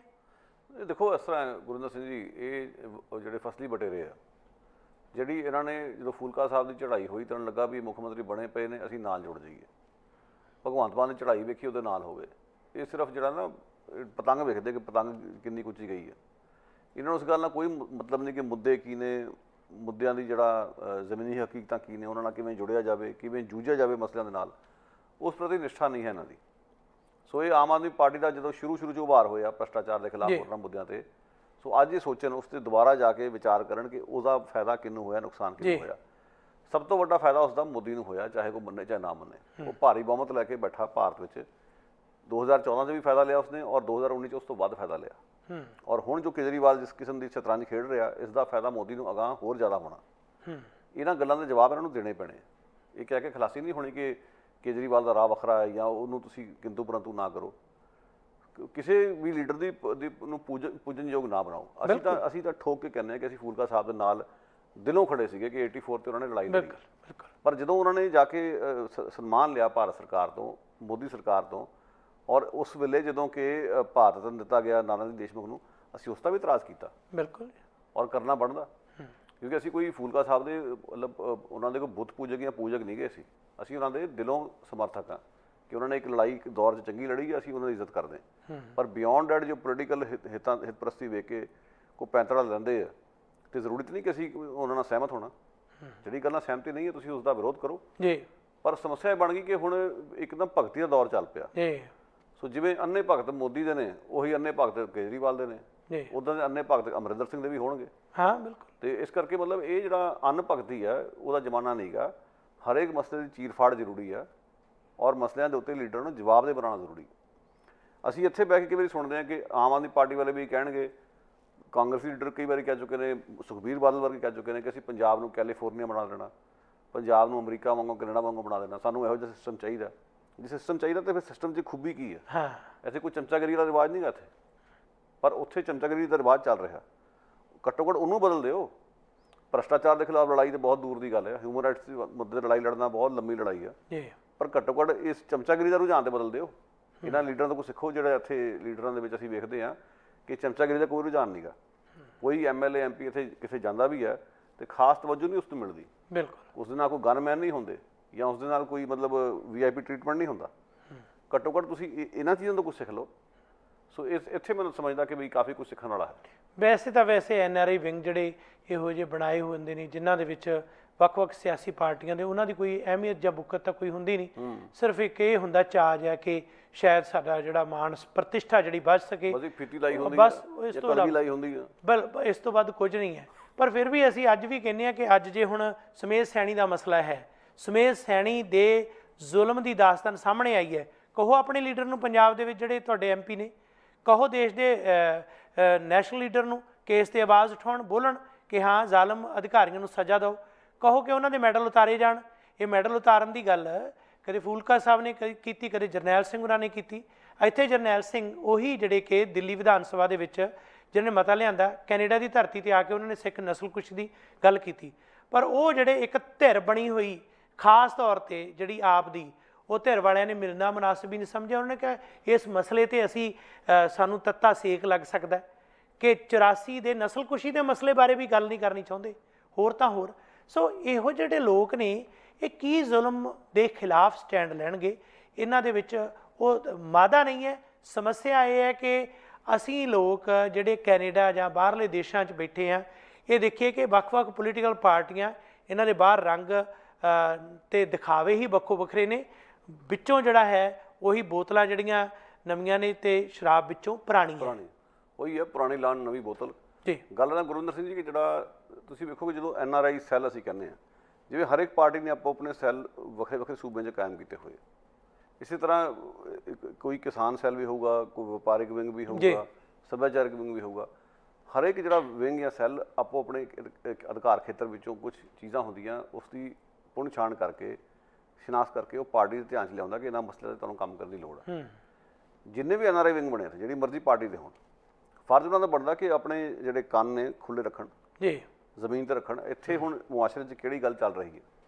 ਜੇ ਇੱਥੇ ਪੰਜਾਬ ਤੋਂ ਆਇਆ ਹੋਇਆ ਭਾਈਚਾਰਾ 84 ਦੇ ਮਸਲੇ ਦਾ ਸੁਹਿਰਦ ਹੈ, ਜਾਂ ਸੁਮੇਧ ਸਿੰਘ ਸੈਣੀ ਦੇ ਮਸਲੇ ਸੁਹਿਰਦਾ, ਤੇ ਉਹ ਇੱਥੇ ਗੱਲਾਂ ਉੱਠ ਰਹੀਆਂ, ਤੇ ਤੁਹਾਨੂੰ ਇਹ ਗੱਲਾਂ ਬੇਬਾਕੀ ਨਾਲ ਆਪਣੇ ਪਾਰਟੀ ਦੇ ਫੋਰਮ ਤੇ ਲਿਆਉਣੀ ਚਾਹੀਦੀਆਂ। ਬਿਲਕੁਲ, ਕਿ ਦੱਸੋ ਵੀ NRI ਭਾਈਚਾਰਾ ਦੇ ਇਸ ਤੋਂ ਥੱਲੇ ਕੁਝ ਨਹੀਂ ਚਾਹੁੰਦਾ, ਇਸ ਤੇ ਕੁਝ ਕੀਤਾ ਜਾਵੇ। ਸੋ ਜੇ ਤੁਸੀਂ ਦਿਸ਼ਾ ਨਿਰਦੇਸ਼ ਦਿੱਲੀ ਤੋਂ ਲੈਣੇ ਆ ਆਲ ਦਾ ਟਾਈਮ, ਫਿਰ NRI ਵਿੰਗ ਕਾਹਦਾ ਹੋਇਆ? ਬਿਲਕੁਲ ਜੀ, ਫਿਰ NRI ਵਿੰਗ ਕਾਹਦਾ ਹੋਇਆ? ਫਿਰ ਤਾਂ ਤੁਸੀਂ ਉਹੀ ਕਰ ਰਹੇ ਜੋ ਇੰਡੀਅਨ ਕੌਂਸਲੇਟ ਵਾਲੇ ਕਰ ਰਹੇ ਨੇ। ਉੱਥੋਂ ਜੋ ਫਰਮਾਨ ਆਉਂਦੇ ਉਹਨਾਂ ਦੀ ਪਾਲਣਾ ਹੋ ਰਹੀ ਹੈ। ਉਹ ਇਹ ਕੰਮ ਨਹੀਂ ਕਰ ਰਹੇ ਕਿ ਇੱਥੋਂ ਦੇ ਲੋਕਾਂ ਦੀ ਪੀੜ ਉੱਥੇ ਤੱਕ ਪਹੁੰਚਾਈ ਜਾਵੇ ਤੇ ਮਸਲੇ ਦਾ ਕੋਈ ਹੱਲ ਕੱਢਿਆ ਜਾਵੇ। ਸੋ NRI ਸੈੱਲ ਦਾ ਕੋਈ ਫਾਇਦਾ ਨਹੀਂ ਜੇ ਤੁਸੀਂ NRI ਭਾਈਚਾਰੇ ਦੀ ਗੱਲ ਹੀ ਨਹੀਂ ਸੁਣਨੀ। ਸੋ ਇੱਕ ਤਰੀਕੇ ਨਾਲ ਇਹ ਨੁਮਾਇੰਦਗੀ ਉਹਨਾਂ ਦੀ ਕਰ ਰਹੇ ਹੈ, ਇਹਨਾਂ ਦੀ ਪ੍ਰਤੀਨਿਧਤਾ ਨਹੀਂ ਕਰ ਰਹੇ ਜਿਹੜੇ ਇੱਥੇ NRI ਨੇ। ਨਹੀਂ ਤਾਂ NRI ਦੇ ਸਰੋਕਾਰ ਉਹ ਤੁਹਾਡੇ ਲੀਡਰਾਂ ਦੇ ਕੰਨਾਂ ਤੱਕ ਨਾ ਪਹੁੰਚੇ ਹੋਣ, ਫਿਰ ਤਾਂ ਕੀ ਅਰਥ ਕੱਢਿਆ ਜਾਵੇ? ਬਿਲਕੁਲ, ਜੇ ਇੱਥੇ ਆਵਾਜ਼ ਉੱਠ ਰਹੀ ਹੈ ਕਿ ਸੁਮੇਧ ਸਿੰਘ ਸੈਣੀ ਨੂੰ ਸਜ਼ਾ ਹੋਵੇ ਜਾਂ 84 ਦੇ ਮਸਲੇ 'ਤੇ ਮੁੱਦਾ ਉੱਠ ਰਿਹਾ, ਤਾਂ ਤੁਹਾਨੂੰ ਇਹ ਮੁੱਦੇ ਬਾਕੀ ਨਾਲ ਆਪਣੀ ਪਾਰਟੀ ਦੇ ਹਾਈ ਕਮਾਂਡ ਕੋਲ ਚੁੱਕਣੇ ਪੈਣਗੇ। ਅਦਰਵਾਈਜ਼ ਤੁਹਾਡੇ NRI ਸੈੱਲ ਦਾ ਕੋਈ ਅਰਥ ਨਹੀਂ। ਹੁਣ ਇਸ ਸਮੇਂ ਜਿੱਦਾਂ ਬਾਹਰ NRIs ਦੇ ਵਿੱਚੋਂ ਵੀ ਜਿਹੜੇ ਮਨੁੱਖੀ ਅਧਿਕਾਰਾਂ ਦੀ ਗੱਲ ਕਰਦੇ ਨੇ, ਉਹਨਾਂ ਦੇ ਖਿਲਾਫ ਭੁਗਤਣ ਵਾਲਿਆਂ 'ਚ ਜੇ ਅੱਜ BJP ਜਾਂ RSS ਦੇ ਇੱਥੇ ਕਾਰਕੁਨ ਨੇ ਜਿਹੜੇ ਸਫਾਰਤਖਾਨਿਆਂ ਦੇ ਦੌਰੇ ਕਰ ਕਰਕੇ ਇਸ ਗੱਲ ਦੀ ਸ਼ਾਦੀ ਭਰਦੇ ਨੇ ਕਿ ਇਹ ਲੋਕ ਜਿਹੜੇ ਮਨੁੱਖੀ ਅਧਿਕਾਰਾਂ ਲਈ ਬੋਲਦੇ ਨੇ, ਇਹ ਜ਼ਾਲਮ ਪੁਲਿਸ ਅਧਿਕਾਰੀਆਂ ਖਿਲਾਫ ਬੋਲਦੇ ਨੇ, ਇਹ UAPA ਦੇ ਖਿਲਾਫ ਬੋਲ ਰਹੇ ਨੇ, ਇਹ CAA ਦੇ ਖਿਲਾਫ ਬੋਲ ਰਹੇ ਨੇ, ਤਾਂ ਉਸ ਵੇਲੇ ਉਹਨਾਂ ਲੋਕਾਂ ਦੇ ਨਾਲ ਹੀ ਆਹ ਜਿਹੜੀਆਂ ਬਾਕੀ ਆਪਣੇ ਆਪ ਨੂੰ ਨਵੀਆਂ ਬੜੀਆਂ ਪਾਰਟੀਆਂ ਨੇ, ਇਹਨਾਂ ਦੇ ਗੁਮਾਸ਼ਤੇ ਵੀ ਉਸੇ ਤਰ੍ਹਾਂ ਹੀ ਚੱਲਦੇ ਨੇ। ਇਹਨਾਂ ਦੇ ਅੰਦਰ ਉਸ ਗੱਲ ਦੀ ਸੋਚ ਜਾਂ ਚਿੰਤਨ ਦੀ ਕਮੀ ਨਜ਼ਰ ਆ ਰਹੀ ਹੈ ਜਿਹੜੀ ਕਿ ਹੋਣੀ ਚਾਹੀਦੀ ਹੈ। ਅਤੇ ਮੈਨੂੰ ਲੱਗਦਾ ਅੱਜ ਨਹੀਂ ਤਾਂ ਕੱਲ੍ਹ ਪੰਜਾਬ 'ਚੋਂ ਇਹਨਾਂ ਦਾ ਵੀ ਭੋਗ ਉਸੇ ਤਰ੍ਹਾਂ ਹੀ ਪੈ ਜਾਣਾ ਜਿਸ ਤਰ੍ਹਾਂ ਬਾਕੀਆਂ ਦਾ ਪਿਆ। ਜੇਕਰ ਅੱਜ ਵੀ ਅਸੀਂ ਚਾਹੁੰਦੇ ਹਾਂ ਕਿ ਅਸੀਂ ਤੀਜੇ ਬਦਲ ਦੇ ਵਿੱਚ ਕੋਈ ਨਾ ਕੋਈ ਸੰਜੀਦਾ ਪਹੁੰਚ ਅਪਣਾਈਏ, ਤਾਂ ਸਾਨੂੰ ਉਹ ਸਿਸਟਮ ਛੱਡਣਾ ਪਏਗਾ, ਉਹ ਰੂਪ ਛੱਡਣਾ ਪਏਗਾ ਜਿਹੜੀਆਂ ਰਵਾਇਤੀ ਪਾਰਟੀਆਂ ਨੇ ਇਖਤਿਆਰ ਕੀਤਾ। ਅੱਜ ਜੇਕਰ ਸੁਮੇਧ ਸੈਣੀ ਦੀ ਗੱਲ ਚੱਲਦੀ ਹੈ, ਅੱਜ ਕੈਪਟਨ ਅਮਰਿੰਦਰ ਜਿਹੜਾ ਕਿ ਪੰਜਾਬ ਦੇ ਵਿੱਚ ਕੋਈ ਕਿਸੇ ਤਰ੍ਹਾਂ ਦੀ ਕਾਂਗਰਸ ਪੰਜਾਬ ਹਤੈਸ਼ੀ ਨਹੀਂ ਹੈ, ਪੰਜਾਬ ਦਾ ਉਹ ਤੋਂ ਭਲਾ ਨਹੀਂ ਹੋ ਸਕਦਾ। ਪੰਜਾਬ ਦੇ ਵਿੱਚ ਨਸ਼ਾ ਮੁਕਤੀ ਦੀ ਗੱਲ ਸੀ, ਉਹ ਠੁੱਸ ਹੋ ਗਈ।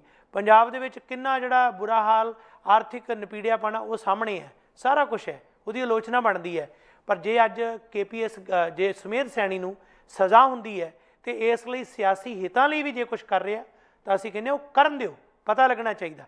ਇਸੇ ਤਰੀਕੇ ਨਾਲ ਇਹੋ ਜਿਹੇ ਮਾਮਲਿਆਂ ਦੇ ਵਿੱਚ ਜਿਹੜੇ ਕਿ ਮਨੁੱਖੀ ਅਧਿਕਾਰਾਂ ਨਾਲ ਸਮਰਪਿਤ ਨੇ, ਉਹਨਾਂ ਦੇ ਵਿੱਚ ਈਵਨ ਅਕਾਲੀ ਆਪਣੇ ਆਪ ਨੂੰ ਜੇ ਪੰਜਾਬ ਦੀ ਸਥਾਨਕ ਪਾਰਟੀ ਖਵਾਉਂਦੇ ਨੇ, ਜਿੰਨਾ ਮਰਜ਼ੀ ਤੁਹਾਡਾ ਇਸੇ ਹੀ ਸੁਮੇਧ ਸੈਣੀ ਨਾਲ ਸੰਬੰਧ ਸੀ, ਤੁਸੀਂ ਉਹਨੂੰ ਤਰੱਕੀ ਵੀ ਦਿੱਤੀ ਹੈ, ਅੱਜ ਜੇਕਰ ਉਸ ਦੇ ਜ਼ੁਲਮਾਂ ਦੀ ਉਹਨੂੰ ਸਜ਼ਾ ਮਿਲਦੀ ਹੈ ਤਾਂ ਉਹਨੂੰ ਬਚਾ ਕੇ ਕਿਉਂ ਤੁਸੀਂ ਆ ਰਹੇ ਹੋ? ਇਹ ਗੱਲ ਵੀ ਸੋਚਣ ਵਾਲੀ ਹੈ। ਦੇਖੋ ਗੱਲ ਇਸ ਤਰ੍ਹਾਂ ਗੁਰਦਿੱਤ ਸਿੰਘ ਜੀ, ਕਿ ਜਿਹੜੀਆਂ ਇਹ ਪਾਰਟੀਆਂ ਨੇ, ਚਾਹੇ ਅਮਰਿੰਦਰ ਸਿੰਘ ਦੀ ਕਾਂਗਰਸ ਪਾਰਟੀ ਹੈ ਜਿਸ ਨੇ ਲੰਮਾ ਸਮਾਂ ਹਿੰਦੁਸਤਾਨ 'ਤੇ ਰਾਜ ਕੀਤਾ, ਚਾਹੇ BJP ਜਿਸ ਕੋਲ ਹੁਣ ਰਾਜ ਪ੍ਰਬੰਧ ਹੈ, ਤੇ ਚਾਹੇ ਆਮ ਆਦਮੀ ਪਾਰਟੀ ਨਵੀਂ ਜੰਮੀ ਪਾਰਟੀ, ਜਾਂ ਜਿਹੜੀ ਪੋਲੀਟੀਕਲ ਪਾਰਟੀਆਂ ਜਿਵੇਂ BSP ਫਲਾਣੀ ਢਮਕਾਣੀ ਜਾਂ ਕਾਂਗਰਸ ਲਾਣਾ ਲਾ ਲਓ, ਢਾਂਚੇ ਨੂੰ ਬਦਲਣ ਦੀ ਸਮਰੱਥਾ ਜਾਂ ਨਿਸ਼ਠਾ ਕਿਸੇ 'ਚ ਹੈ ਨਹੀਂ। ਢਾਂਚੇ ਨੂੰ ਬਦਲਣਾ ਕੋਈ ਵੀ ਨਹੀਂ ਚਾਹੁੰਦਾ, ਯਥਾ ਸਥਿਤੀ ਦੇ ਵਿੱਚ ਹੀ ਪਰਿਵਰਤਨ ਚਾਹੁੰਦੇ ਨੇ। ਯਥਾ ਸਥਿਤੀ ਨੂੰ ਜਾਰੀ ਰੱਖਦੇ ਹੋਏ ਆਪਣਾ ਉੱਲੂ ਸਿੱਧਾ ਕਰਨਾ ਚਾਹੁੰਦੇ ਨੇ। ਇਹ ਮਸਲੇ ਦਾ ਹੱਲ ਨਹੀਂਗਾ। ਸੁਹਾਗਾ ਫੇਰਨਾ ਪੈਣਾ ਸਾਰੇ ਸਿਸਟਮ ਦੇ। ਉਸ ਤਰ੍ਹਾਂ ਦੀ ਦ੍ਰਿੜਤਾ ਕਿਸੇ ਪਾਰਟੀ 'ਚ ਹੈ ਹੀ ਨਹੀਂ, ਤੇ ਨਾ ਉਹ ਢਾਂਚਾ ਇਸ ਕਿਸਮ ਦਾ ਬਣਿਆ ਹੈ ਕਿ ਉਸ ਕਿਸਮ ਦੀ ਗੁੰਜਾਇਸ਼ ਤੁਹਾਨੂੰ ਦਿੰਦਾ ਹੈ। ਉੱਥੇ ਗੁੰਜਾਇਸ਼ ਨਹੀਂ ਉਸ ਤਰ੍ਹਾਂ ਦੀ। ਉਸ ਤਰ੍ਹਾਂ ਦੀ ਗੁੰਜਾਇਸ਼ ਲਈ ਜਿਹੜੇ ਹਥਿਆਰ ਚੱਕ ਕੇ ਲੜ ਰਹੇ ਨੇ, ਉਹਨਾਂ ਦੇ ਕੋਲ ਉਸ ਦੀ ਕੁੰਜੀ ਹੈ ਜਾਂ ਨਹੀਂ ਹੈ, ਉਹਨਾਂ ਨਾਲ ਵਾਰਤਾਲਾਪ ਕਰਕੇ ਤੁਸੀਂ ਆਪ ਜਾ ਕੇ ਲੱਭ ਲਓ। ਜੀ ਜੀ।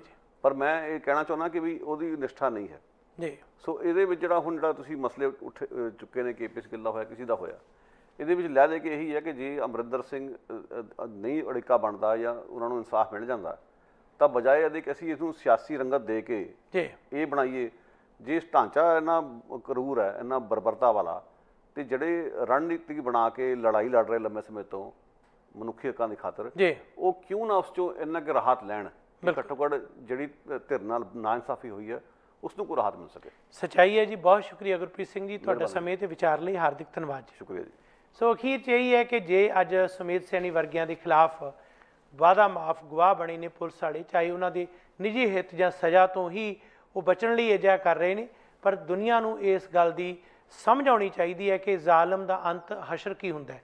ਇਸ ਵੇਲੇ ਪੋਲੀਟੀਕਲ ਤੌਰ 'ਤੇ ਜਿਹੜੀਆਂ ਪਾਰਟੀਆਂ ਇਸ ਸਮੇਂ, ਚਾਹੇ ਉਹਨਾਂ ਦਾ ਸਿਆਸੀ ਹਿੱਤ ਕਿਉਂ ਨਾ ਹੋਵੇ, ਇਹ ਸਜ਼ਾ ਦੇ ਵਾਸਤੇ ਆਪਣਾ ਰੋਲ ਅਦਾ ਕਰਦੀਆਂ ਨੇ। ਉਹਨਾਂ ਪਾਰਟੀਆਂ ਦਾ ਰੋਲ ਅਦਾ ਕੀਤਾ ਵੀ ਇਤਿਹਾਸਕ ਪ੍ਰਸੰਗ 'ਚ ਮਹੱਤਵ ਰੱਖਦਾ। ਜਿਹੜੇ ਵੀ ਅੜਿੱਕਾ ਡਾਉਂਦੇ ਨੇ ਉਹ ਵੀ ਇਤਿਹਾਸਕ ਕਲੰਕ ਹੈ। ਸੋ ਕੋਈ ਪੋਲੀਟੀਕਲ ਪਾਰਟੀ ਹੋਵੇ, ਜੇ ਵਿਦੇਸ਼ਾਂ 'ਚ ਵੀ ਬੈਠੇ ਹਾਂ ਤਾਂ ਅਸੀਂ ਇਨਸਾਫ ਲਈ ਅੱਗੇ ਆਈਏ, ਤੇ ਅਸੀਂ ਮੰਗ ਵੀ ਕਰਦੇ ਹਾਂ ਕਿ ਜ਼ਾਲਮ ਪੁਲਿਸ ਅਧਿਕਾਰੀ ਉਹਨਾਂ ਨੂੰ ਜਿੰਨੀਆਂ ਸਹੂਲਤਾਂ ਦਿੱਤੀਆਂ ਉਹ ਵਾਪਸ ਲੈ ਕੇ, ਉਹਨਾਂ ਨੂੰ ਮੈਡਲ ਦਿੱਤੇ ਆ ਵਾਪਸ ਲੈ ਕੇ, ਉਹਨਾਂ ਨੂੰ ਉਹਨਾਂ ਦੇ ਕੀਤੇ ਜ਼ੁਲਮਾਂ ਦੀ ਸਜ਼ਾ ਮਿਲਣੀ ਚਾਹੀਦੀ ਹੈ। ਤਾਂ ਹੀ ਜਿਹੜਾ ਹੈ ਤਪਦੇ ਹਿਰਦਿਆਂ ਨੂੰ ਕੋਈ ਠੰਡ ਮਿਲ ਸਕੇਗੀ, ਕਿਉਂਕਿ ਇਹ ਸਾਰਾ ਕੁਝ ਹੈ ਇਸ ਲਈ ਸਾਨੂੰ ਇਕਮੁੱਠ ਹੋਣਾ ਚਾਹੀਦਾ ਹੈ। ਬੇਸ਼ੱਕ ਇਸ ਦੀ ਕੀਮਤ ਆਵਾਜ਼ ਉਠਾਉਣ ਵਾਲੇ ਨੂੰ ਵੀ ਤਾਰਨੀ ਪੈਂਦੀ ਹੈ। ਜਿਸ ਤਰ੍ਹਾਂ ਉਲਫਤ ਬਾਜਵਾ ਸਾਹਿਬ ਨੇ ਕਦੇ ਲਿਖਿਆ, ਲੋਕਾਂ ਦੀ ਭੀੜ ਬਣੀ ਬਾਹਰ ਤੂੰ ਅੰਦਰ ਛੁਪ ਕੇ ਬੈਠਾ ਹੈ, ਲੋਕਾਂ ਦੀ ਭੀੜ ਬਣੀ ਬਾਹਰ ਤੂੰ ਅੰਦਰ ਛੁਪ ਕੇ ਬੈਠਾ ਹੈ, ਫੜ ਤੇਗ ਬਚਾ ਮਜ਼ਲੂਮਾਂ ਨੂੰ, ਦੜ ਵੱਟ ਕੇ ਸੌਣਾ ਠੀਕ ਨਹੀਂ, ਜਦ ਜ਼ੁਲਮ ਸਿਤਮ ਦੀ ਹੱਦ ਹੋਵੇ, ਜਦ ਚਾਰਾ ਕੋਈ ਚੱਲੇ ਨਾ, ਤਦ ਸੀਸ ਕਟਾਉਣਾ ਚੰਗਾ ਹੈ, ਪਰ ਸੀਸ ਝੁਕਾਉਣਾ ਠੀਕ ਨਹੀਂ, ਪਰ ਸੀਸ ਝੁਕਾਉਣਾ ਠੀਕ ਨਹੀਂ। ਆਪ ਸਮੂਹ ਦਰਸ਼ਕਾਂ ਦਾ ਹਾਰਦਿਕ ਧੰਨਵਾਦ। ਸਾਡਾ ਹਰ ਇੱਕ ਪ੍ਰੋਗਰਾਮ ਦੇਖਣ ਤੇ ਸਾਡੇ ਨਾਲ ਜੁੜਨ ਲਈ ਸਬਸਕ੍ਰਾਈਬ ਕਰੋ ਚੈਨਲ ਪੰਜਾਬੀ ਤੇ ਨੋਟੀਫਿਕੇਸ਼ਨ ਲਈ ਬੈਲ ਆਈਕਨ ਵਾਲੇ ਬਟਨ ਤੇ ਕਲਿੱਕ ਕਰੋ।